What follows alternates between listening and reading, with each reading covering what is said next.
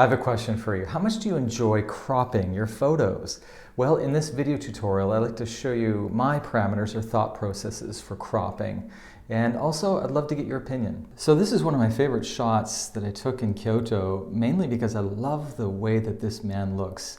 And also, it's always really good to have some form of text in your picture when you're traveling and doing travel photography and street photography, because it sort of gives the viewer a sense of place.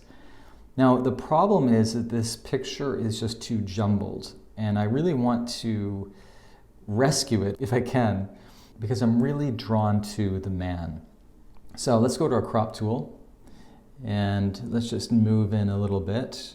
And the reason why I'm moving from the left to the right is because we don't need the half of this woman here. We don't need that little circular thing up here, whatever that is.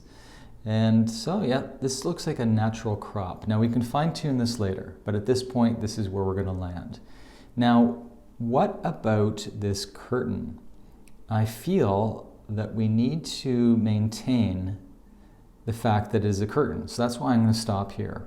At the right, I don't really like this electrical unit or whatever it's called. So I'm gonna pull in a little bit. And also this pipe, I don't want the pipe either. So let me check mark that.